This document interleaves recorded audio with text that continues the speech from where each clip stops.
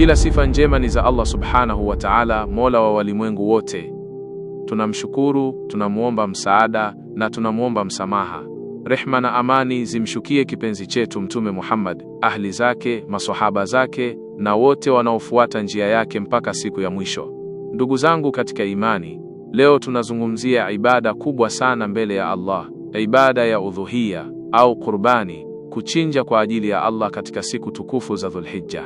Watu wengi huona ni kuchinja tu mnyama, lakini ukweli ni kwamba ndani yake kuna siri kubwa ya utiifu, mapenzi kwa Allah na thawabu zisizo na mfano. Allah subhanahu wa ta'ala amesema katika Qur'an, basi swali kwa ajili ya Mola wako na uchinje. Hii inaonyesha kuwa kuchinja udhuhiya ni katika alama kubwa za Uislamu. Ni ibada iliyounganishwa na swala, na hilo linaonyesha uzito wake mbele ya Allah.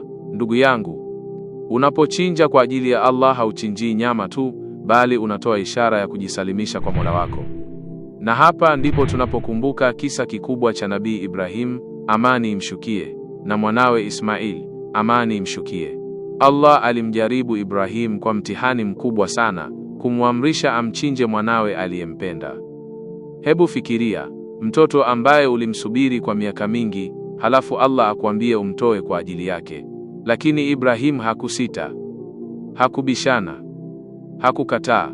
Na Ismail naye akasema, ewe baba yangu, fanya ulioamrishwa, utanikuta insha Allah katika wenye kusubiri. Allahu Akbar. Huu ndio utiifu wa kweli. Walipofika wakati wa kutekeleza amri ya Allah, Allah akateremsha kondoo kutoka peponi kuwa fidia. Na tangu siku hiyo Uislamu ukaja kutufundisha ibada hii ya udhuhiya ili tukumbuke utiifu huo mkubwa. Ndugu zangu, katika fadhila kubwa za udhuhiya ni kwamba ni sunna tukufu sana ya Mtume Muhammad, rehma na amani zimshukie. Mtume, rehma na amani zimshukie, alikuwa akichinja kila mwaka, na alikuwa akichagua wanyama wazuri, wanene, wenye afya nzuri. Hii inatufundisha kwamba tunapomtolea Allah kitu, tutoe kilicho bora. Usimpe Allah kilichobaki. Usimpe Allah kisicho na thamani machoni mwako, kwa sababu Allah ni mzuri na anapenda mazuri. Na katika hadithi, Mtume, rehma na amani zimshukie, amesema kwamba hakuna amali inayopendwa zaidi kwa Allah katika siku ya Eid al-Adha kuliko kumwaga damu ya mnyama wa udhuhiya. Subhanallah. Hebu tafakari hilo. Katika siku hizo tukufu, miongoni mwa ibada zote, moja ya ibada zinazopendwa sana ni kuchinja kwa ajili ya Allah. Na Mtume, rehma na amani zimshukie, akaeleza kwamba mnyama huyo atakuja siku ya Kiyama akiwa na pembe zake, manyoya yake na kwato zake kama ushahidi wa ibada yako mbele ya Allah. Allahu Akbar. Yani hata manyoya ya mnyama yanaingia katika mizani ya thawabu. Ndugu yangu, huenda ukatoa pesa nyingi katika mambo ya dunia, lakini ukasita kutoa kwa ajili ya Allah. Lakini muumini wa kweli anajua kuwa kila anachokitoa kwa ajili ya Allah hakipotei. Udhuhiya pia ni alama ya takwa, uchamungu.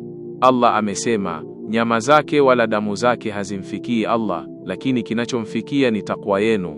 Yani Allah hahitaji nyama, Allah hahitaji damu. Anachotazama ni nini kiko moyoni mwako. Je, umechinja kwa ikhlasi? Je, umefanya kwa ajili ya Allah peke yake? Je, moyo wako kuna takwa? Hapo ndipo siri ya ibada hii ilipo. Ndugu zangu, watu wengine wana uwezo wa kuchinja lakini wanaona kama ni hasara ya pesa. Lakini muumini huona ni uwekezaji wa akhera.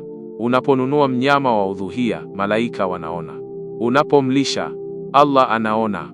Unapomchinja kwa jina la Allah, mbingu zinafurahia utiifu huo. Na jambo zuri zaidi ni kwamba ibada hii inaleta furaha kwa watu wengi. Maskini wanakula, majirani wanafurahi, familia zinakutana, ndugu wanaungana. Hii ndiyo uzuri wa Uislamu.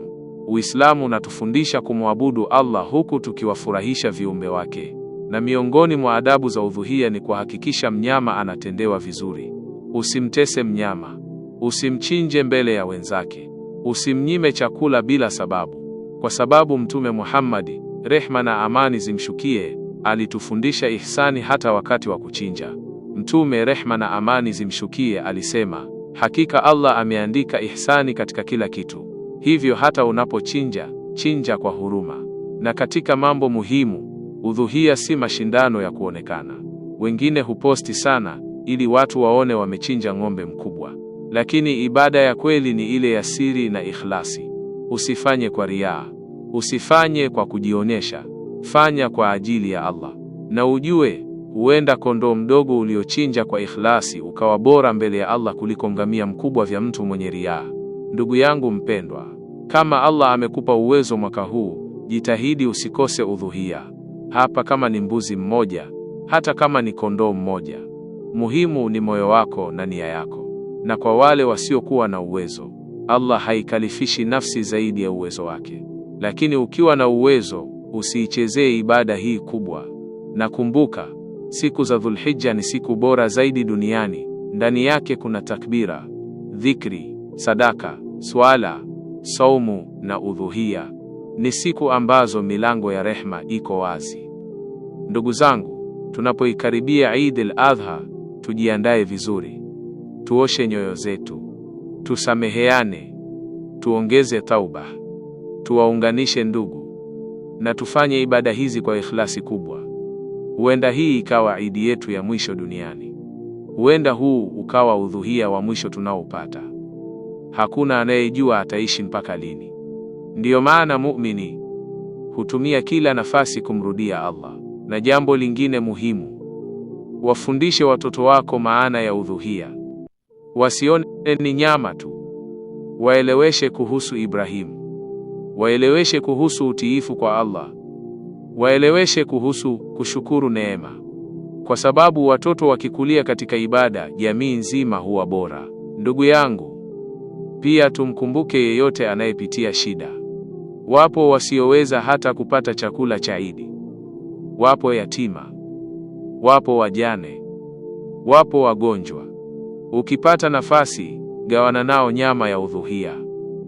Huenda tabasamu lao likawa sababu ya Allah kukusamehe madhambi yako. Allahu Akbar.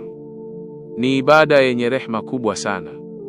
Mwisho kabisa, tuombe Allah atujalie tufikie siku za Dhulhijja tukiwa salama. Atupe uwezo wa kufanya ibada njema na akubali udhuhia wetu. Allahumma taqabbal minna. Allahumma taqabbal udhiyatana. Waghfir lana dhunubana. Warzuqna ikhlasa fid din. Amen ya rabbal alamin. Kama umefaidika na ujumbe huu, usisahau kushare ili wengine pia wapate kukumbuka fadhila kubwa za udhuhia. Wassalamu alaikum wa rahmatullahi wa barakatuh.